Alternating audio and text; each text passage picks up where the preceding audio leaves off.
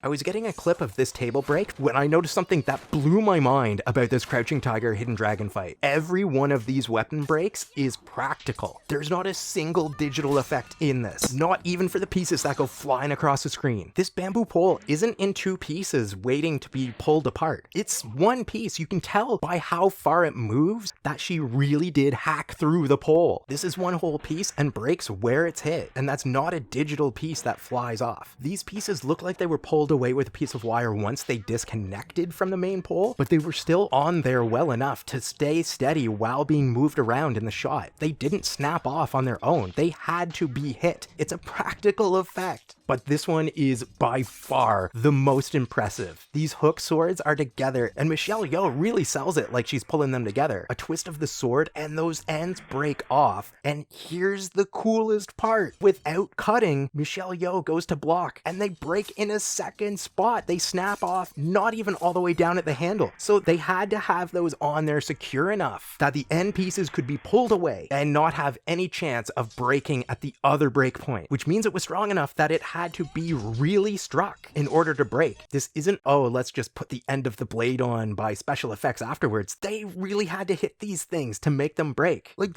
look at how Michelle Yeoh's hands move and how the whole thing gets smashed down. This thing wasn't lightly attached, just waiting to come off. You can tell by how hard Michelle Yeoh has to work to keep it in position that someone actually smashed that. And look at the impressive accuracy of this. The end piece flies right in front of the camera with no mistakes. I always assumed this was a special effect because the framing was too perfect, but it really is one piece, snaps, and Michelle Yeoh really does stop it at the right spot. Another impressive aspect of these props is because we're clearly seeing the broken end of this sword, it has to look like it's still real steel where it's broken. Same with this one. This needs to look like a real bar on the inside. It can't just be two pieces of styrofoam held together with a piece of scotch tape. It had to be able to withstand that much impact and break and look real on the inside or the part where it was semi pre-broken. Like, this is incredible. People tell me it's stupid to go through fight scenes the way I do and to overanalyze stuff, but look at the kind of cool hidden gems that you find as a result of doing that. I had to share this because if you're a big fight scene fan like me, this is not only impressive, but like, it's refreshing to look back on something that did something this cool and didn't have any special effects. I love it.